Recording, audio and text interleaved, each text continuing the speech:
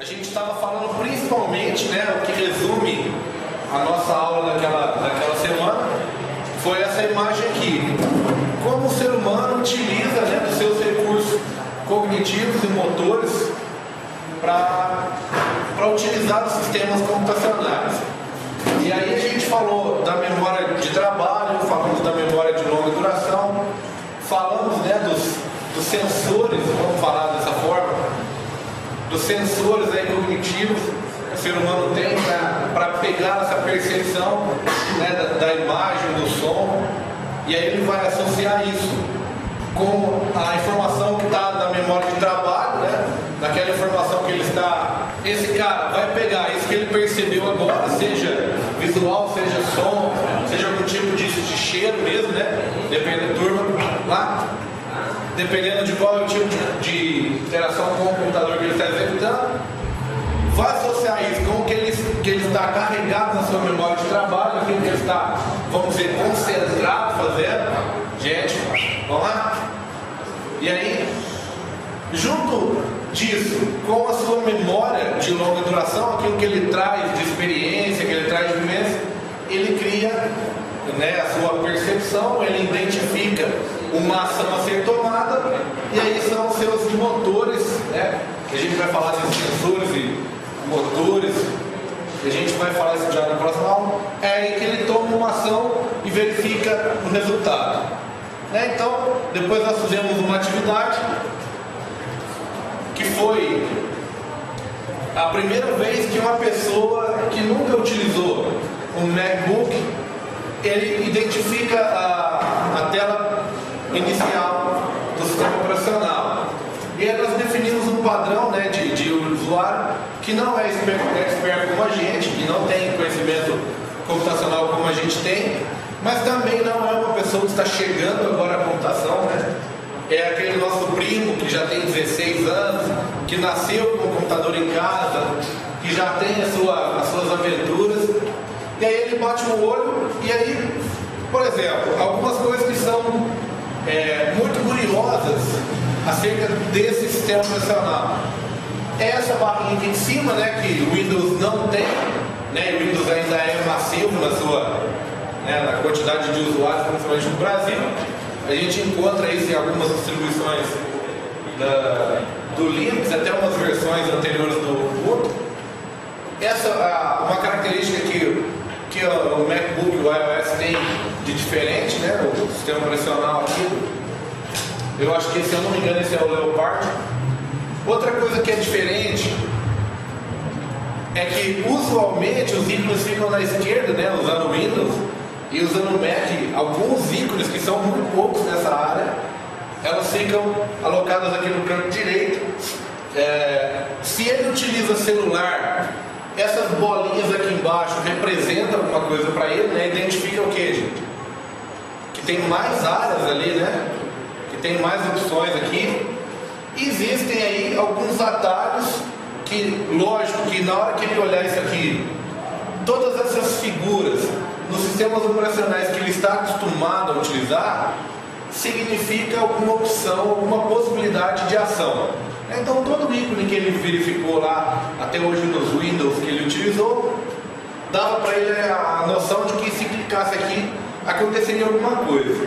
O que aconteceria? Por exemplo, o Jefferson falou que isso aqui lembrava a rede social, né? Por conta das duas faces viradas ali, ou uma face só, dependendo de como você identifica essa figura, né? Esse aqui é o Finder, como se fosse o Explorer do Mac, né? É a partir daqui que a gente tem acesso aos diretórios, principalmente as pastas pessoais do usuário. Esse selinho aqui vocês não estão conseguindo ver legal por causa do tamanho da imagem aqui, da resolução. Mas é um selo, é fácil de identificar que isso é um selo pela bordinha recortada e tal. E o que o selo nos remete? Remete à carta, que remete à comunicação. Então, provavelmente, uma carta digital, um correio eletrônico, essa associação instantaneamente acontece e nos leva a acreditar que isso ali provavelmente é um software para e-mail. Esse 79 em cima pode ser duas coisas, mas o mais provável é que seja o número de e-mails não lido, né? que quando a gente vê em todas as caixas de e-mail, Outlook, Gmail, que a gente tem, o número que aparece na frente do nome da caixa é sempre a quantidade de e-mails não lidos ali. Então, essa associação é fácil. Essa aqui talvez não seja tão simples, porque ela tem uma régua, um pincel, uma caneta, né? Deixa eu ver se eu consigo executar aqui para você. Não vai conseguir mostrar. Mas aí está aquela parte dos aplicativos, né? Na loja de aplicativos do Mac. E assim por diante. Aí tem um caderninho de contato com um arrobazinho, então provavelmente é a minha lista de contatos, eu posso utilizar no e-mail e tal. Um calendário, esse é o iTunes, né? Até o símbolo do iTunes mesmo, inclusive no Windows. O Photoshop, esse aqui é o visualizador de galerias de foto, de fotografia que você pode utilizar. O QuickTime, que é o player de vídeo oficial, e esse aqui é a pegadinha, né? Que é o VLC, é um player de vídeo e áudio multitarefa aí. E aí, essas são as percepções. Cara, teve gente que falou, por exemplo, da resolução, que essa imagem dava a impressão de ser 3D, né? Então é uma característica da interface. Teve pessoa que falou que a primeira coisa que faria seria trocar esse wallpaper, porque chama muita atenção e não gosta. Então são noções, percepções que o pessoal pode ter mesmo. O sharing aqui, como é uma pasta com mais de uma figurinha ali, né, leva a gente a entender isso como compartilhamento mesmo. O disco com a nuvenzinha nos leva a entender que seja alguma coisa de cloud, né? Aí está o iDisk da Apple lá, você pode salvar algumas informações aí no seu disco virtual. E esse HDzinho, né, mesmo um disco muito diferente, né? Quem teve a oportunidade de usar o Mac, quando você acessa os C2 pontos do Mac é muito diferente, assim, tem coisas que você consegue somente visualizar via terminal. Algumas pastas dele de configuração e tal, você não acha de jeito nenhum, né? Só via terminal. E esse foi uma das coisas que eu levei 2 meses para aprender. Que tem pasta lá que só existe via terminal. Mas é legal. Então, essa é a percepção. E aí, falando como usuário mesmo, né, a minha experiência com o Mac, faz pouco tempo que eu estou utilizando ele, mas hoje é impressionante, eu utilizo mais o meu Acer do trabalho do que o Mac mesmo, mas quando eu chego no Acer eu fico tentando ações com 2 dedos, 3 dedos ali, porque é muito fácil, a usabilidade dele é muito maior. Então a rapidez que você adquire fazendo ações ali, depois você tenta nos outros. Aí são experiências que, por isso que o pessoal fala, né, when you go Mac, you never go back. Você vai ao Mac, você não volta para trás de nenhum. Eu não seria tão xiita, eu acho que um Acerzinho rodando Windows 7 ajuda demais para muita coisa, mas estou gostando bastante da experiência aqui. E aí, a gente começa a nossa aula de hoje, mecanismos de percepção humana. Vamos tentar falar então de todos aqueles receptores dos motores que a gente estava falando na última figura da última aula. Vamos começar então a estudar a questão da percepção humana e falar um pouquinho disso. O usuário ele deve perceber a informação apresentada na interface através dos sinais que a constituem. E aí a gente fala sinais, por quê? Porque é todo tipo de informação que a gente envia a ele. Seja um sinal sonoro, seja um alerta que pisca na frente dele, seja um ícone que já está desenhado na interface, seja um texto em negrito, seja alguma coisa que represente para ele sinais. Se aquele texto está em negrito é porque ele deve chamar a atenção para alguma coisa. Se aquele ícone está ali desenhado, se aquele desenho está ali, porque provavelmente aquilo simboliza alguma informação importante. Se aquela ação emitir um som, provavelmente esse som representa alguma coisa que eu preciso identificar. É igual aquele asterisco do Windows, né? Que toda vez que dá um PAN, que a gente sabe que aconteceu alguma coisa errada, ou uma ação, geralmente aquilo é para uma ação que não era possível. Por exemplo, um botão desativado, ou acesso ao recurso desativado. Então chama esse asterisco e a gente automaticamente associa. Toda vez que faz PAN, a gente fica nervoso, né? Já não deu certo de novo. Mesmo que seja de zoeira, assim, mas já ficou aquilo atrelado ao nosso cérebro, que aquilo é uma informação, aquilo é um sinal. Quando falamos de sistema computacional, principalmente, baseado em realidade virtual ou multimídia, torna-se clara a necessidade de entendimento de outras modalidades perceptuais além do ver. Então, muito mais do que ver, quando a gente está trabalhando com multimídia, nós consideramos... Gente, a descida precisa acelerar. Linhas de teoria sobre percepção humana denominadas ecologistas definem percepção como um processo direto que envolve a detecção de informação do ambiente e não requer quaisquer processos de construção ou elaboração. É meio forte isso aqui, é meio conservador demais. O cara percebe um processo direto que envolve detecção e não a construção ou elaboração. O que eles querem dizer isso? Que o cara tem que simplesmente ver e pronto. Que o raciocinar, que o pensar sobre aquilo não seria ecologicamente correto, ou aquilo não seria natural. Aí a gente já vai achar os meios termos para a situação, porque às vezes uma informação é passível de ficar perfeitamente clara e outras exigem mesmo um pouco de atenção, às vezes até por consequência de segurança, às vezes até por consequência de que aquela informação precisa ser raciocinada para tomar uma decisão correta. Mas a verdade aqui, o fato que a gente considera nessa afirmação é que nós temos que buscar construir as interfaces, quaisquer que sejam, de forma que a pessoa simplesmente a detecte, que ela encontre e aquilo seja claro, fundamental. O conceito de affordance é derivado dessa linha de teoria. Lembra do affordance, que veio até em vermelhinho no texto lá? Vocês lembram que affordance, todo mundo? As carinhas aí, ó. Não, né?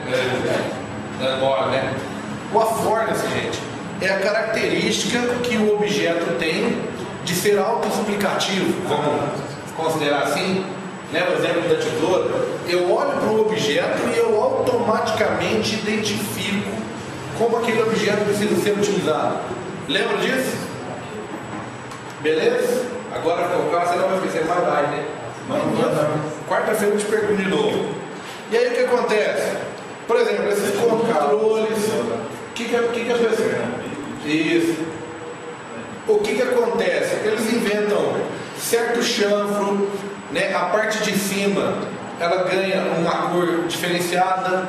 Para quê? Porque provavelmente o cara não se confundir a forma de posicionar o controle para utilizar.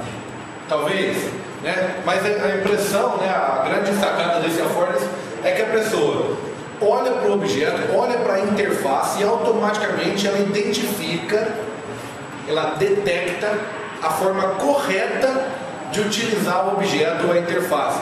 Ela não precisa construir aquela informação ou elaborar aquela informação através de tentativa, através de raciocínio. Ela simplesmente olha e aprende. Capite? Beleza? Como então que esses sinais externos chegam aos órgãos sensoriais e são convertidos em experiências perceptuais significativas? Como que, ao olhar para o objeto, eu identifico aquilo através de um dos meus sensores, que nesse caso são os olhos, e converto isso automaticamente a alguma coisa significativa, a uma informação percebida significativa?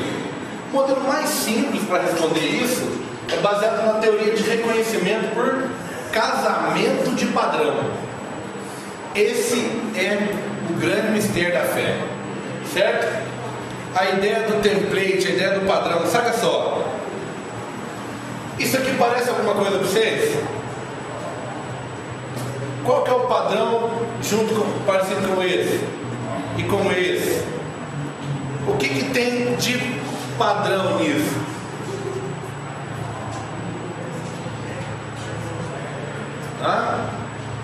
Fala!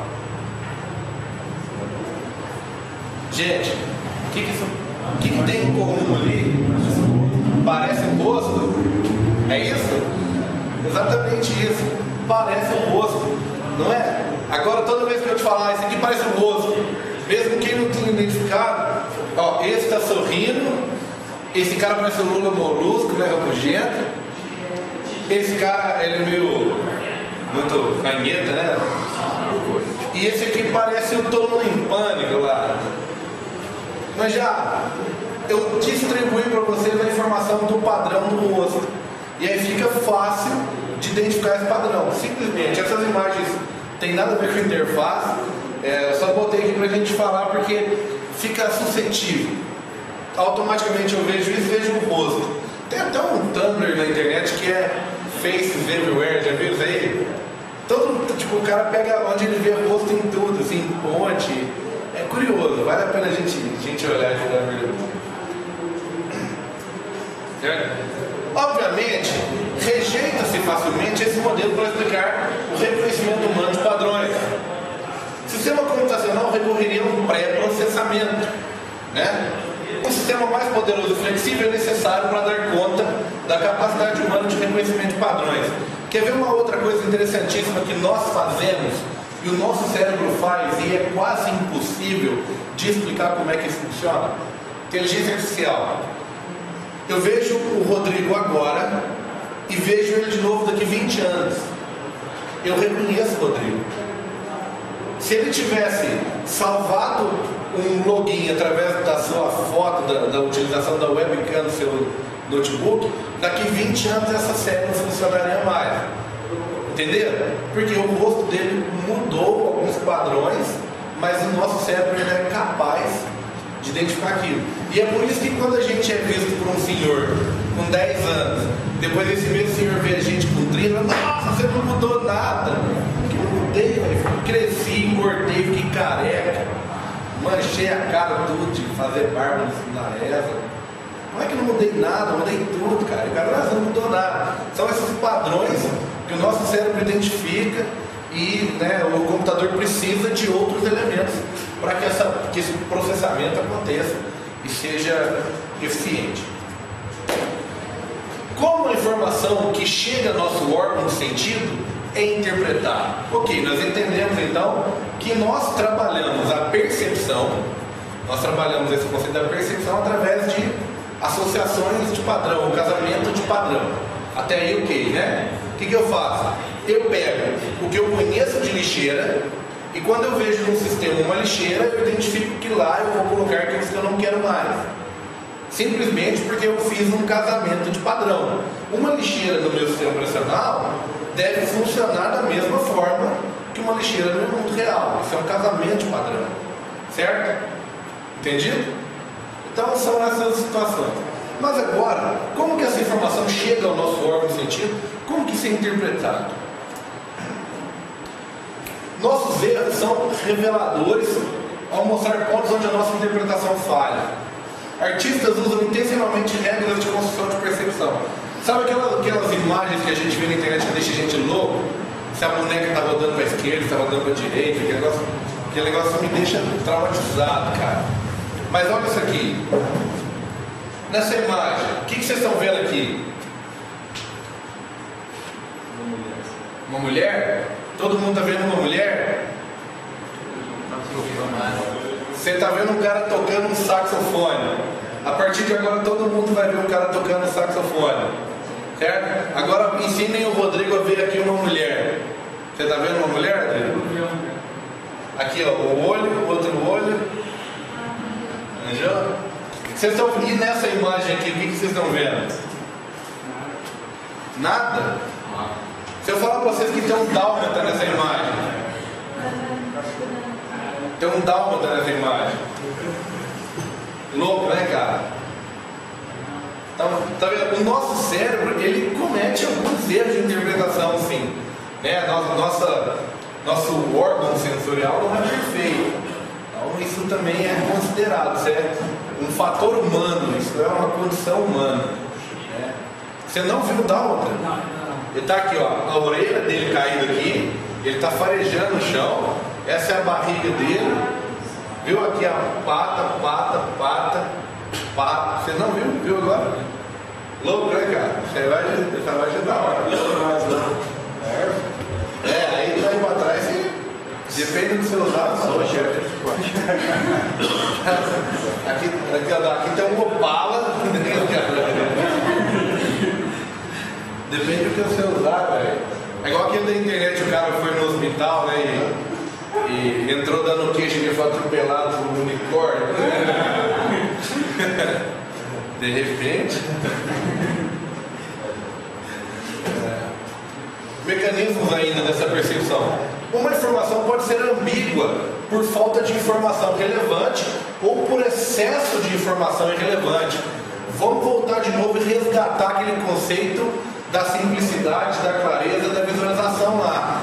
Que a gente explicou, a gente debateu sobre colocar na interface somente aquilo que seja estritamente necessário. Por conta do que? O nosso cérebro, ele recebe sugestões o tempo todo. Quando todo mundo viu uma mulher, o Rodrigo sugeriu o saxofonista, e aí nós passamos a identificar o saxofonista naquela imagem.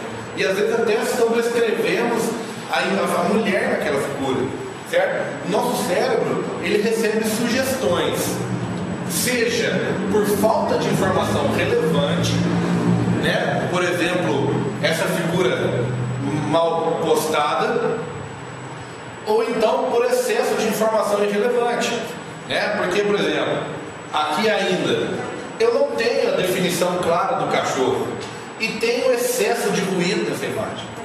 Então eu posso ter ali uma percepção ou diferente da outra por conta, né, dessa falta de informação relevante ou excesso de informação irrelevante. Vale a gente reconsiderar as nossas interfaces para isso tudo. Padrão de funcionamento, lembra? Hoje nós estamos falando de informação relevante e de excesso de informação irrelevante.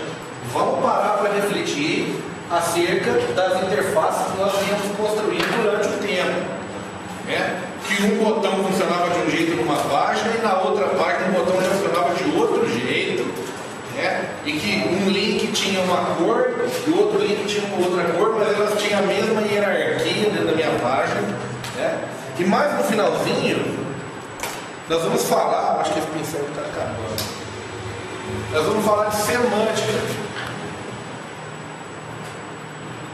Certo? Deixa eu dar um acento aqui. Qual é que é dessa semântica? Por que o meu código escrito em HTML, que não é visto pelo meu usuário, por que ele interfere na interface? Por que nós estamos falando disso? Nós estamos falando de interface, aquilo que o usuário vê. Mas por que o código que ele não vê ou não deveria saber que existe, por que isso interfere? Justamente por causa dessa ideia dos padrões. Se eu estou acostumado, fala comigo agora.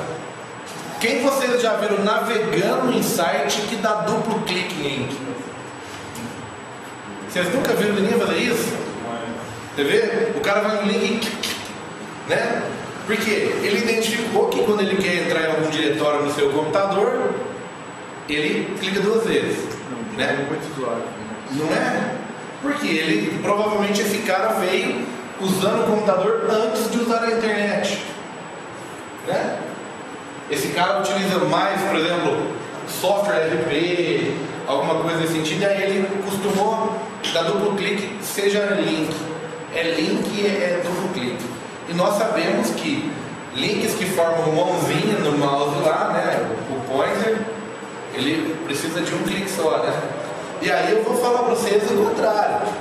Eu baixei o aplicativo da Vivo Empresarial, que é uma porcaria, deixa registrado aqui, ó, muito mal feito. Ele tem lá os botões, e o botão ele é a seta normal, default do mouse. E aí você clica no botão e não acontece nada. Aí você tem que dar um duplo clique no botão. Aí ele executa a tarefa. Quem já ouviu falar de um botão que precisa de duplo clique, cara? Quem que viu isso na vida? Esse é um erro bizarro de interface, cara.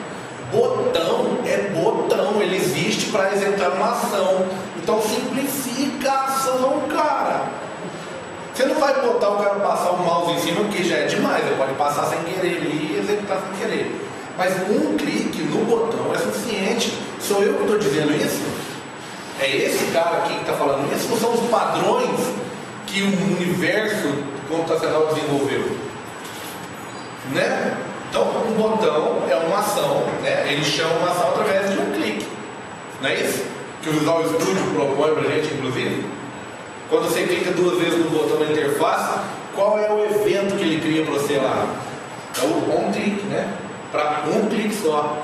Se não fosse esse padrão, seria o DB-click, né? O double-click, não é? Não. Esse padrão não sou eu que estou dizendo, são padrões que a gente criou, que a gente acompanha e que é necessário se acompanhar.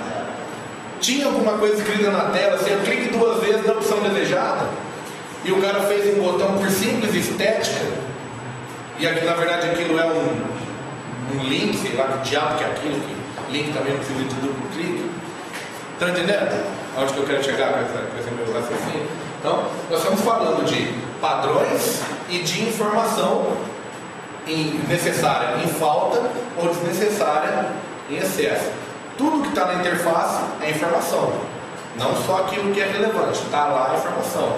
Nosso usuário vai tentar utilizar aquilo a seu favor.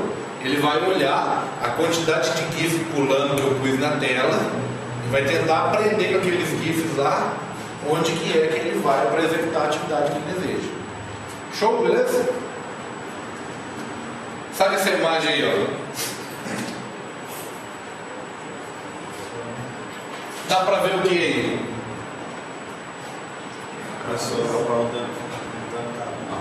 Que cor, cavalo? Tem branco Você viu que tem branco e tem cinza? O que é isso aqui? Isso é excesso de informação irrelevante, certo?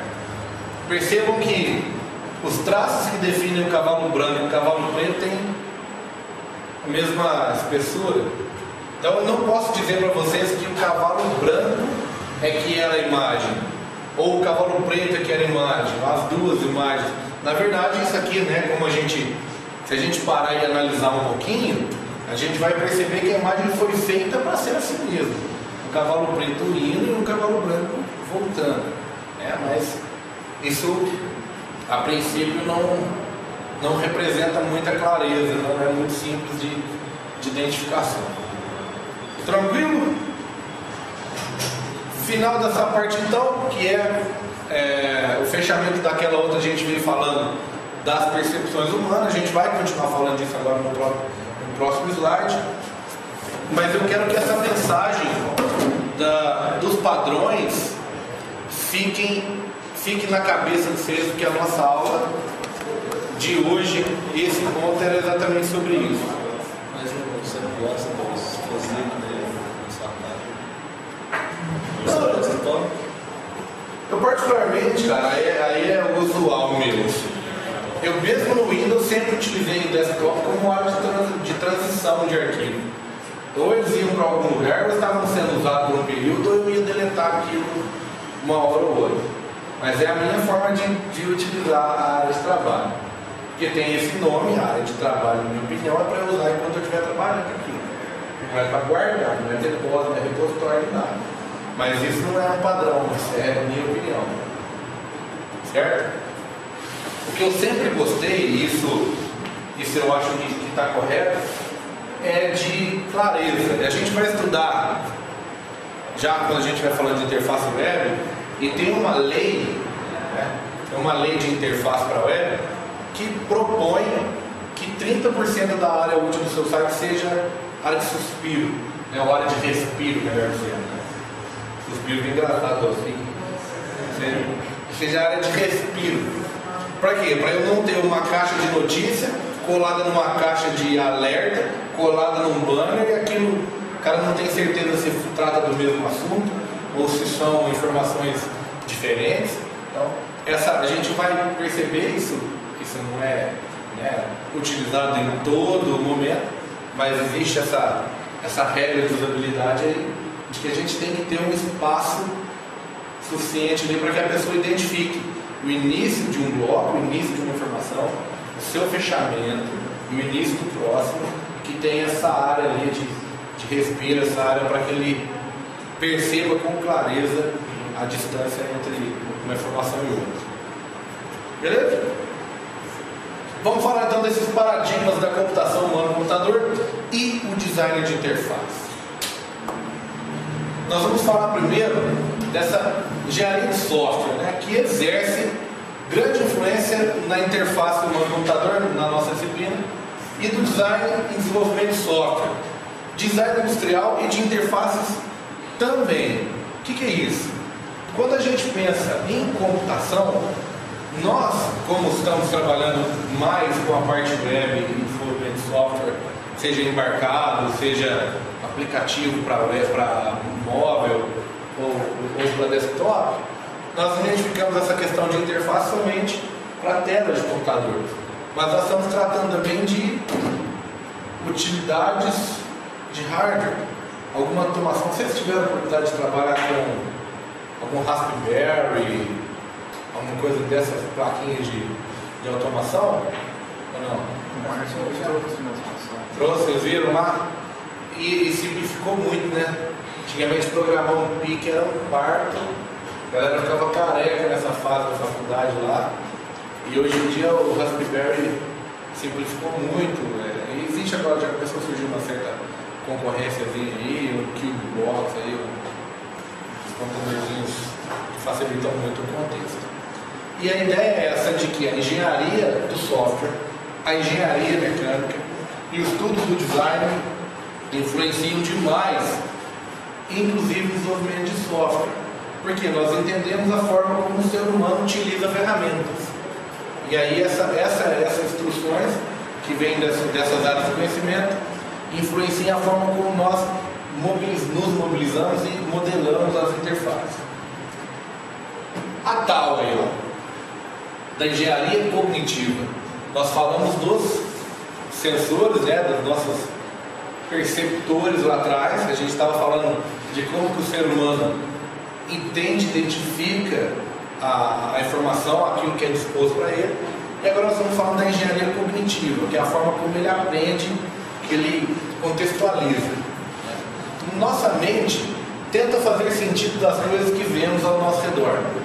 Então tudo aquilo que a gente vê, a nossa mente tenta criar um sentido para aquilo, entender aquilo, né? E é por isso que tem esse monte de imagem que deixa o nosso cérebro pirado, né?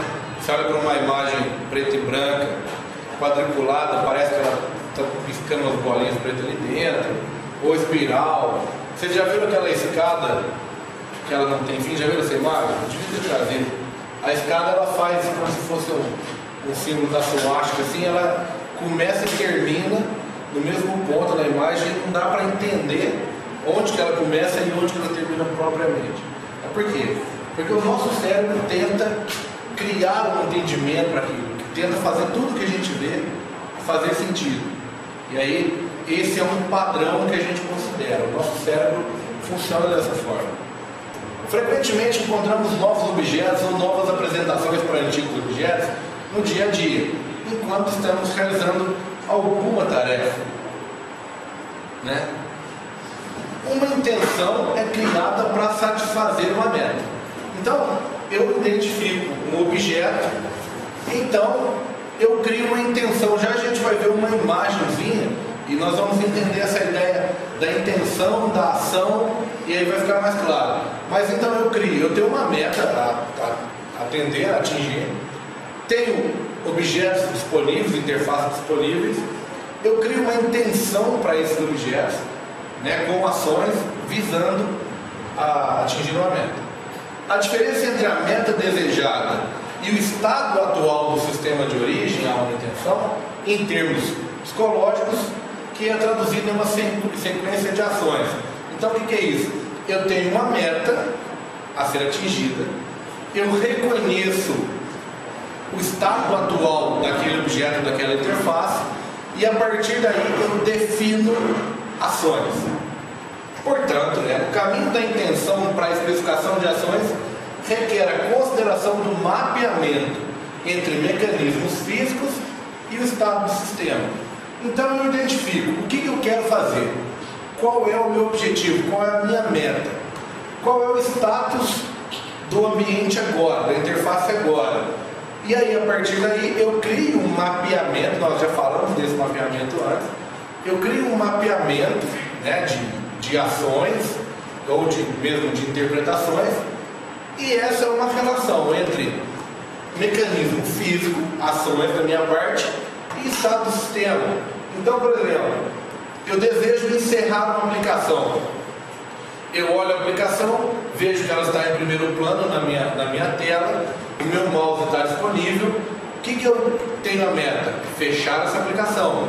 Qual que é a minha intenção então? A minha intenção agora é mover o cursor do mouse até o botão do X daquela interface para fechá-la e terminá-la, certo? O que eu faço? Então eu crio essa intenção baseado no que eu observei do status da tela, certo? E tomo a minha intenção a fim de atender a minha meta, que seria fechar a aplicação. Se aquela tela da minha aplicação tivesse com aquela barrinha ali em cima cinza e o botão X não estivesse disponível, será que a minha intenção para fechar aquela aplicação seria a mesma? Levar o mouse até aquele X? Ou eu tomaria uma outra atitude? O que vocês acham? Você pode cometer um X. Pensa comigo. Primeiro momento, eu olho para a tela do computador, a aplicação está em primeiro plano, ela está ali disponível. O meu mouse também está disponível, o cursor está ali pronto para ser usado. Eu olho para a interface, ela tem um botãozinho X aqui em cima. Então a minha meta é fechar essa aplicação. Qual que é a intenção minha? Pegar o cursor do mouse, levar até esse X e dar o clique, já era, fechou, morreu a aplicação, atingi a minha meta. Mas e se essa tela da aplicação estiver ali em primeiro plano, o mouse também está disponível, só que a barrinha de título da aplicação está cinza, inclusive o botãozinho do X também está cinza, representando, demonstrando que ele está indisponível, que ele não vai funcionar através do clique. A minha intenção é a mesma? Levar o mouse até lá e dar um clique no X? Ou eu vou tomar uma outra atitude? Eu vou atingir a minha meta utilizando de outra atitude, certo? Isso foi baseado em quê? Do que eu tenho de mecanismo disponível, no mouse, no teclado e tal, e o estado que eu encontrei no sistema, certo? Entendido essa parte do texto aqui então? Entre estado do sistema e interpretação psicológica resultante, então, é disso que nós estamos falando. Vamos falar dessa teoria da ação aí, que é dessa imagem que eu propus para vocês, nós vamos ver em seguida. Norman Draper propõe uma teoria da ação para entender como as pessoas fazem as coisas, distinguindo entre diferentes estágios ou estados da atividade. As metas das pessoas são expressas em termos relevantes à pessoa. Então eu tenho uma vontade, eu tenho uma meta, eu sei o que eu quero fazer. Os mecanismos e estados do sistema são impressos em termos relativos a ele. Disponível a clique, disponível a arrastar, certo? Preciso digitar o texto em cima. A discrepância entre variáveis físicas e psicológicas cria os pontos a serem considerados no design, análise e uso do sistema, golfos da execução da avaliação. O que é isso? Eu tenho uma percepção do estado do sistema e eu tenho os mecanismos físicos, que são as ações, ali vamos entender como as ações disponíveis. A discrepância entre o que eu identifico da tela e as ações que eu tenho disponíveis é que é o nosso ponto a ser considerado no design. Por exemplo, eu quero fazer uma tela clean, eu vou fazer a interface toda branca e cinza, bem levinha assim e tal. Quando o cara vê aquele xizinho lá de uma cor que não é a cor que ele considera habilitada, né? Porque aquela barrinha, quando está tudo cinza, a gente sabe que aquilo está ativado, né? Na nossa percepção de usuário. Isso pode considerar, isso pode levá-lo a considerar que aquela interface, o botão de X não funciona, o de fechar não funciona. Pode ser um padrão. Outra coisa, o cara olha, e aí isso a gente vê muito em protótipo de aluno da faculdade. O cara está fazendo um protótipo de interface e tal, e o que ele faz? Ele bota um grid aqui em cima, ele bota um grid ali em cima, porque é onde ele vai listar as informações vindas do banco de dados, então isso para ele tem mais importância, é por isso que ele coloca o grid primeiro. Provavelmente ele faz primeiro a consulta no banco para ver se a consulta está funcionando, preenche o grid e tal. Aí depois ele vai montar essa interface. E depois aqui embaixo, como complemento, ele põe um campo de texto e um botão de procurar.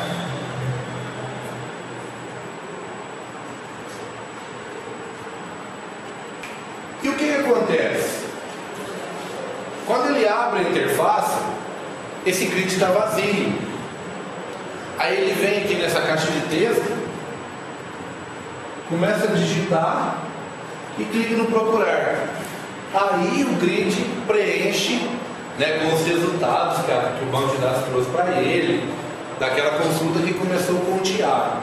Então, os termos lá que tinha a palavra Tiago e atendia a quest. Certo? Vocês já viram isso aqui acontecer? Vocês já fizeram isso? Porque nesse momento, trazer o grid era uma percepção minha primeiro como desenvolvedor. Depois que eu atingi essa meta, que eu consegui fazer isso, eu venho e melhoro a interface dando a opção para o cara de fazer a pesquisa no meu sistema. E aí ele busca o que ele quiser. Só que olha só, quando eu abro uma interface dessa que não foi eu que fiz, e o grid vem primeiro, o que eu considero? O que eu reconheço como relevante? Já que isso vem primeiro, pois então que venha preenchido, certo? E aí eu busco, eu faço a pesquisa, deixa eu pegar aqui. Então tá, já que isso veio primeiro,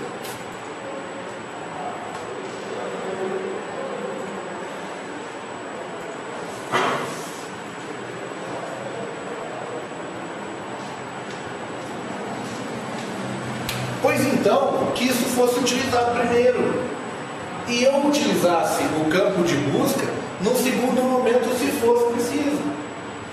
Entenderam? Só que qual que é a discrepância aqui?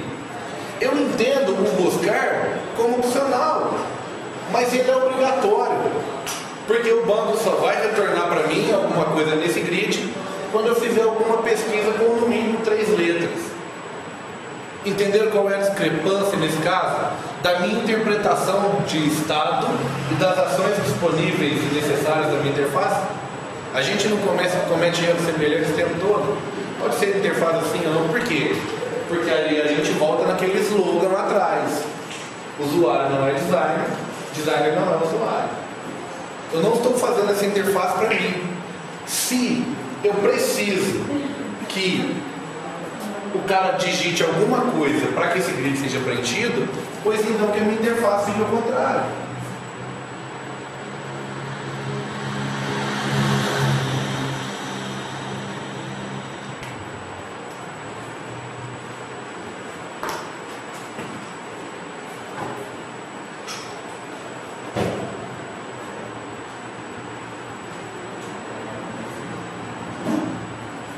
O simples fato de fazer isso, e aí a primeira coisa que eu identifico na minha interface é o campo de texto e o botão de busca.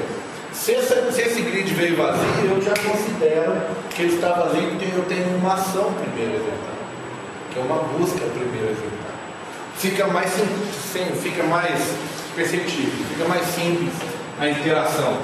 E aí nós vamos utilizar de elementos, de imagem, de ícones, vamos utilizar de uma linguagem compatível com o nosso nível de usuário e vamos instruí-lo a fazer uma busca para preencher o grid. Entenderam aqui a ideia dessa percepção? Tranquilo para todo mundo? Beleza? E aí, ó, nós temos então essa imagem que seria a nossa teoria da ação, certo? O que é a teoria da ação? Eu tenho uma meta, é o que eu quero fazer e é por isso que eu estou utilizando aquele aplicativo ou aquela interface. Baseado naquilo que eu entendi que estava disponível, nas coisas que eu encontrei, blá blá blá, eu crio uma intenção.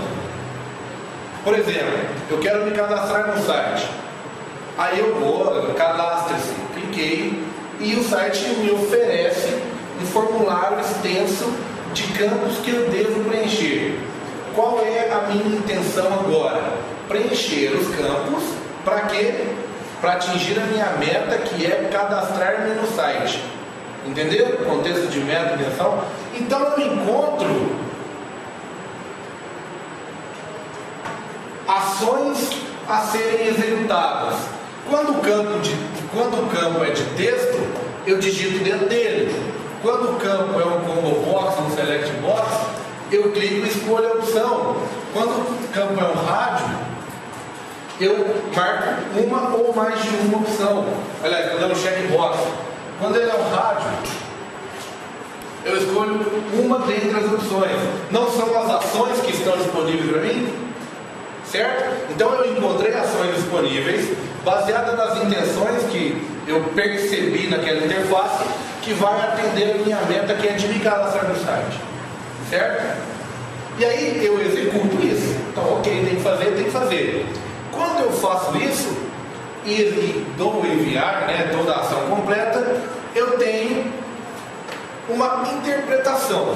Eu faço uma percepção daquilo que o site está carregando para mim.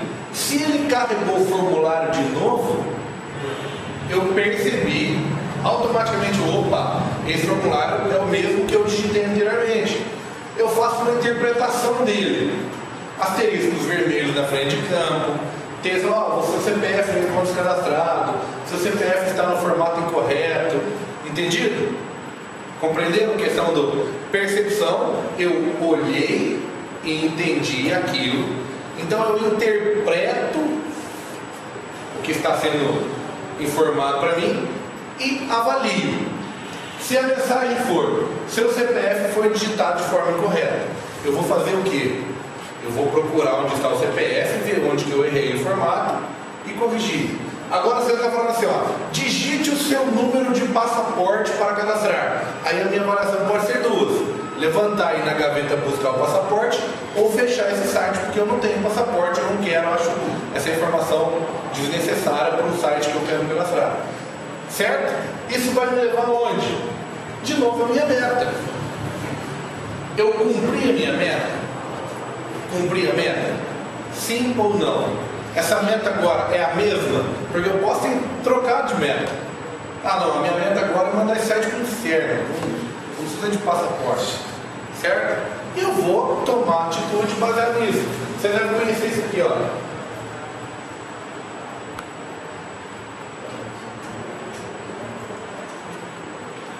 Lembra disso? Plan, Do, Check, Act. Já ouviu falar de organização? Vocês viram isso aí, não tem certeza. Sumido. Eu planejo a minha ação, eu executo a minha ação, eu verifico o resultado da minha ação e tomo uma atitude corretiva ou assertiva adiante. Certo? A mesma coisa aqui. Gente, essa imagem cai na prova, tá? Já vou dar a cola para vocês. É importante que eu considere isso, que eu identifique isso. Só que vocês estão vendo como que a gente o tempo todo resgata a teoria de aulas passadas.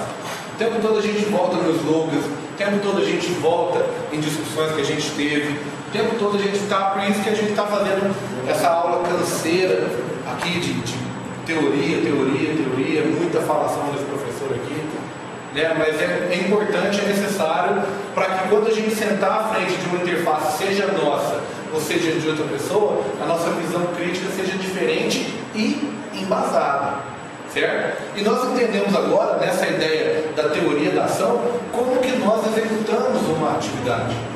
Nós não executamos assim quando a gente vai fazer alguma coisa, certo? Agora vamos pensar, esse formulário, a primeira vez que eu estou preenchendo ele, eu estou me cadastrando, significa que eu nunca preenchi ele antes, certo?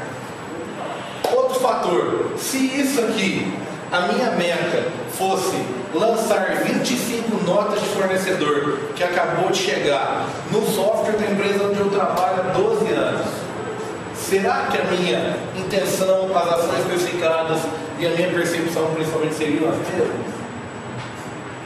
Certo? Entendido? Porque isso tem a ver com learnability, com memorability, né? Não tem a ver com isso? Com aquilo que eu já aprendi, a capacidade que eu tive de aprender essa tela, o que eu já conheço da tela, o que eu me lembro da tela, da minha memória de longo prazo lá, né? Entendido? Tranque? Beleza. Nós vamos até as 8h10, mais ou menos, é 8h03 aqui lá. Aí eu paro e faço a chamada para você, beleza?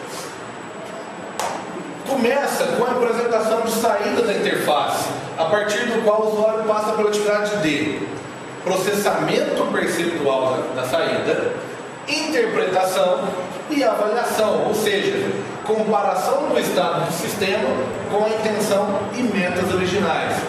O sistema retornou para mim uma série de erros depois que eu preenchi aquele formulário. Eu comparo isso com as minhas intenções, a minha interpretação primeira, principalmente com a minha meta. Atingir a meta era aquilo que eu queria.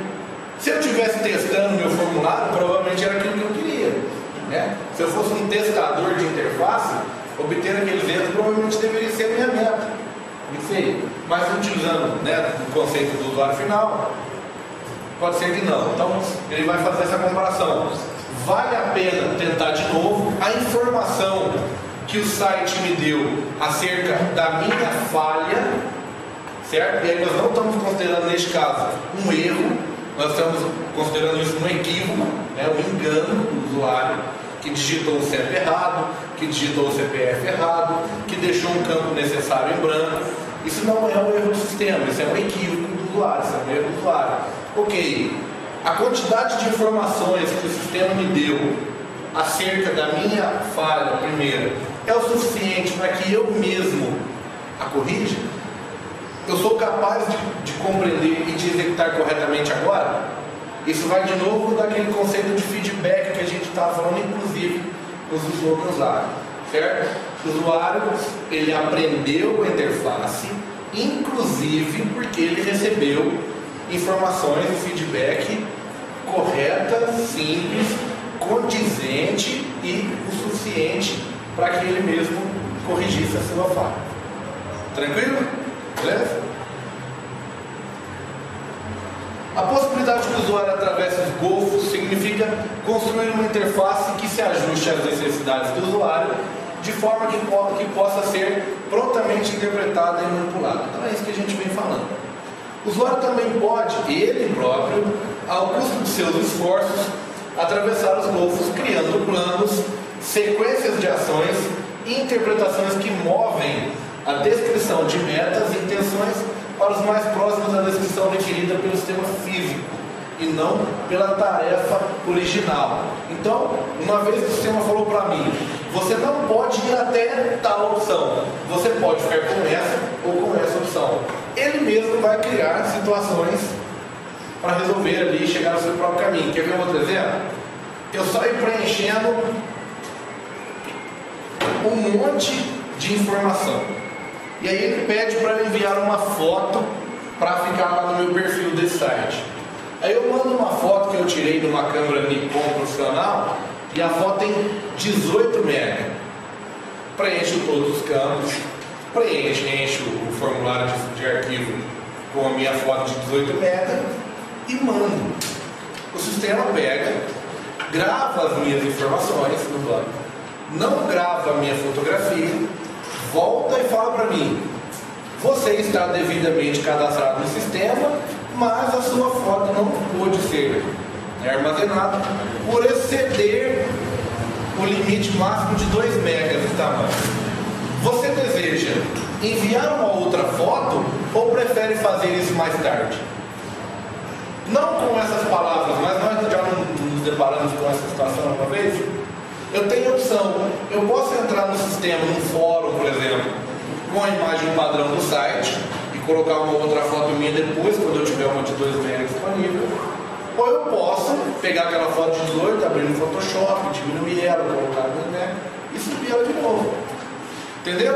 Eu mesmo vou criando opções para romper esse golfo. Né? Aquela ideia, esse golfo é aquele golfo do México mesmo, sabe? Do cara cruzar ali o golfo entre uma parte de terra e outra. Ainda é essa bobagem. Mas eu mesmo crio opção. Eu atravesso agora, eu atravesso depois, eu passo por aqui, passo por ali. Qual é a opção que eu vou escolher? Qual é o sentido que eu vou dar para isso? Tranquilo? Menus são exemplos de suporte aos estágios de execução e especificação de ações. Eu tenho uma certa lista de opções. que é o meu menu. Então, se não está no menu, provavelmente é uma coisa que eu não posso fazer, certo? Se está ali, e se está ali, é porque eu posso fazer. Eu tenho uma raiva de quando você clica no botão e o que acontece? Seu usuário não tem permissão para fazer isso. Então não me fala, não deixa aqui disponível, cara. Você está pedindo para eu tentar fazer, né? É igual o cara, quando o cara faz um site, aí lá embaixo ele põe assim, ó, ir ao painel administrativo, né? Ir para a administração. Véi, você está pedindo para ser hackeado. O cara vai tentar um SQL injection, ele vai tentar alguma coisa dentro do seu formulário, só de zoeira, só porque o link estava disponível. Vou tentar. Aí o cara vai. E de vez em quando, se o jumento é tão burro ao ponto de colocar esse link ali, quer dizer que pode ser que tenha uma falha no código dele, aí geralmente tem. Ô velho, o painel de controle não é para todo mundo, então não fica disponível para todo mundo. Visibilidade, lembra? Então se está no menu, é uma opção que eu tenho. Inclusive vira o painel administrativo. Suporte e geração de intenções, lembrando o usuário do que é possível. Você pode enviar uma outra foto agora ou pode fazer isso mais tarde. Eu lembro ele, você pode agora, pode mais tarde, pode não enviar, não é obrigatório.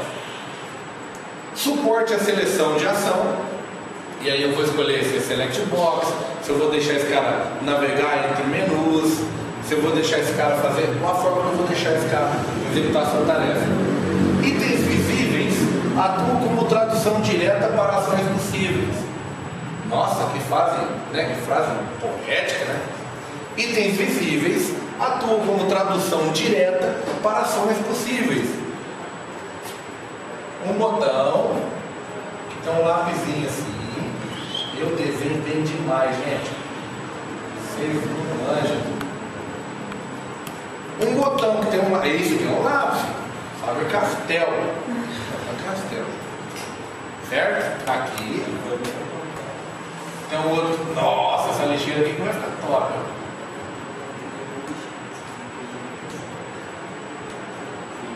Nossa, mano, não sei porque eu tô falando.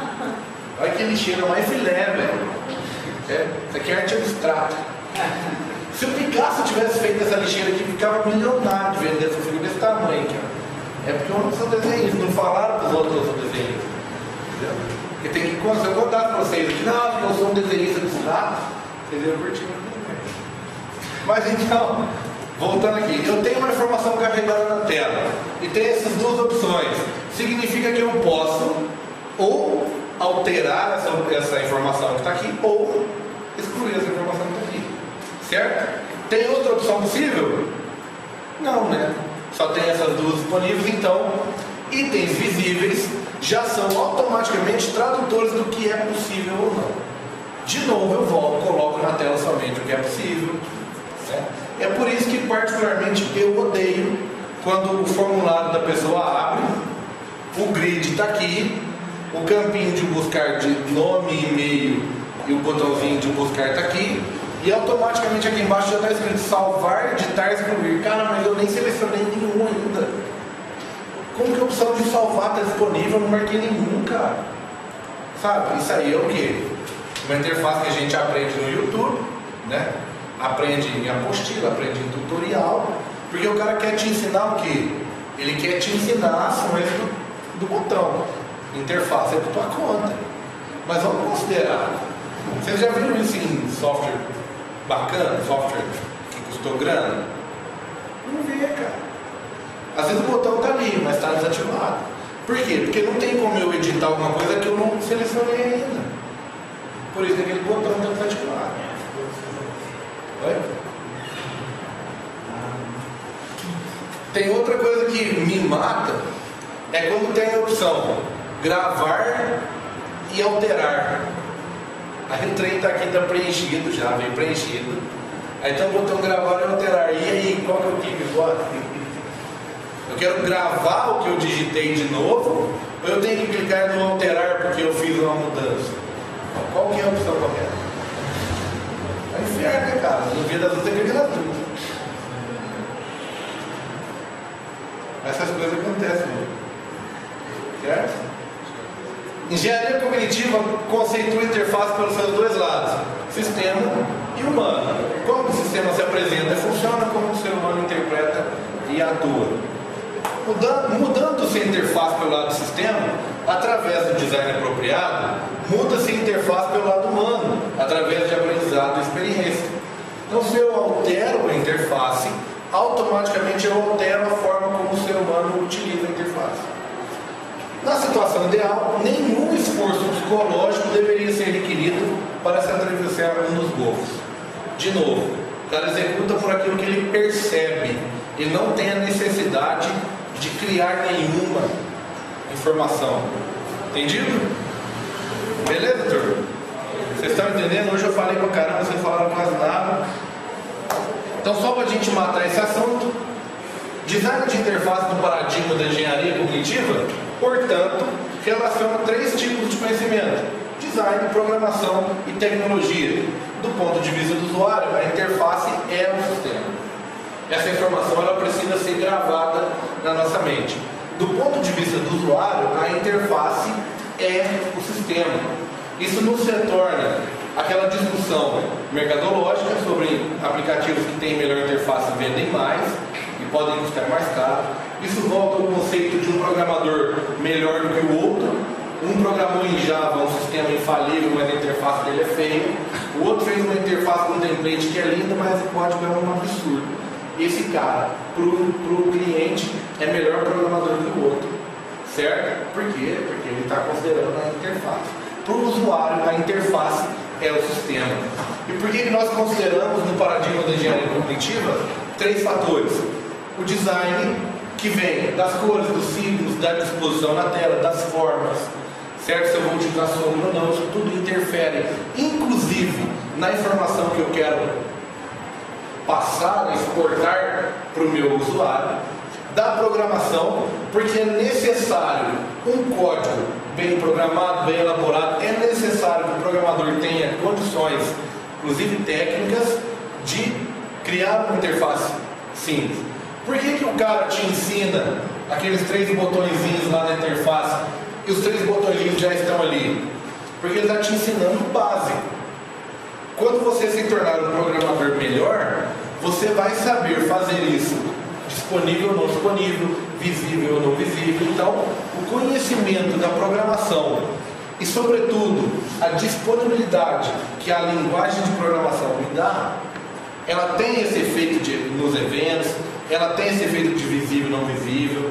A programação também é importante e o conhecimento do profissional acerca da programação também é importante. E, sobretudo, a tecnologia.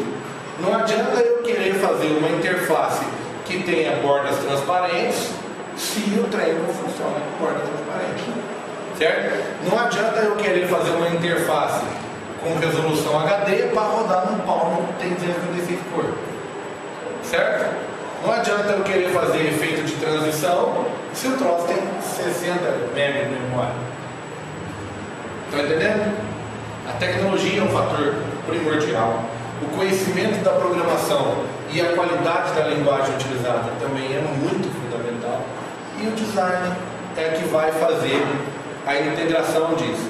Eu tenho recurso disponível, eu tenho condições técnicas de programar a linguagem corretamente e eu tenho conhecimento de design para criar a interface elegante, funcional, com usabilidade e atraente. Beleza? Então, eu vou fazer a chamada dos 6.